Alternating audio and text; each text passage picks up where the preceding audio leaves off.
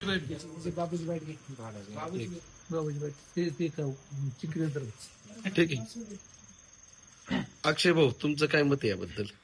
सदर आता जो कल्याण लातूर महामार्ग होत आहे तो या ठिकाणी कोळवाडी मार्गे आळू पुढे रोपडी या भागाकडून जात आहे. आधीच आमच्याकडे नॅशनल हायवे 61 गेलेला आहे. त्यात आमच्या अशा भरपूर जमिनी गेल्यात. धरण क्षेत्रात पण आमच्या भरपूर जमिनी गेल्या. टॉवर लाईन पण झाली, त्यात पण आमच्या भरपूर जमिनी गेल्या. आता एक 8 दिवसापूर्वी मडपा बारागाव येथे आंदोलन झालं. त्यात अदानीचा प्रकल्प येतोय, तो नाणेघाट साईडला येतोय. आपला जुन्नर तालुका हा एक पर्यटक तालुका म्हणून ओळखला जातो. तर या तालुक्यात असे जर नवीन नवीन प्रोजेक्ट येत राहिले तर आता कितीतरी आर्थिक उत्पन्न या तालुक्यातून निघतंय, म्हणजे भरपूर प्रमाणात या पर्यटक तालुक्यामुळे. असेच जर इंडस्ट्रीयल प्रोजेक्ट येत राहिले तर या तालुक्याचं म्हणजे काही अस्तित्व राहणार नाही. अशी याचे पर्यटनात जो व्यवसाय म्हणजे निर्माण होतोय दैनंदिन याच्यात व्यवसाय पूर्णपणे नष्ट होईल. आता जसं की पाहतोय आपण, आपल्या अचानक एक 15 दिवसापूर्वी युट्यूबवर व्हिडिओ आला, तिथून हायवे होतोय. 2 दिवसापूर्वी आपल्याकडे मॅप आला.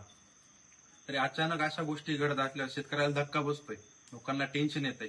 याला काहीतरी एक तरतूद असावी की तुमचा 5 वर्षानंतर हायवे होतोय, त्याला 5 वर्षापूर्वी एक नोटीस म्हणजे पूर्व कल्पना देऊन पूर्ण शेतकऱ्यांना म्हणजे नंतर काय प्लॅनिंग करता येईल, कसं करता येईल. तर आमचे काही लोक त्यांनी नवीन नवीन घरं बांधलेली आहेत, त्यांच्यात वास्तुशांती आमचे चुलतेत. आता त्यांचं जर असं म्हणजे वास्तुशांती नाही, काही प्रकल्प मोठे इकडे व्यवसाय पण उभे केले लोकांनी, तर त्या जमिनीतून नॅशनल हायवे गेला, त्याचा उपयोग काय, आर्थिक नुकसानी किती. तुमचं म्हणणे असं काय शेतकऱ्यांना गाफील ठेवून हा प्रकल्प तयार केलेला आहे? पूर्ण गाफील ठेवून तुम्ही उद्या काही पण मॅप आणताय, काही प्रोजेक्ट आणताय, शेतकऱ्याला काही गृहीतच धरत नाहीये, तर याचा आर्थिक पूर्ण फटका बसतोय.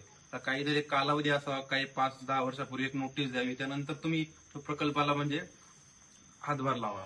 ते अचानक असं घडून आल्यावरती धक्का नाही असणार तर काय होणार. कितीतरी आज शेतकरी आमचे कोळवाडीतले एकही गुंठा जमीन न राहता पूर्णपणे टेन्शन मध्ये. उद्या काही शेतकऱ्यांनी काही केलं बरं वाईट दिवस, तर त्याला जबाबदार कोण, असा आमचा प्रश्न आहे.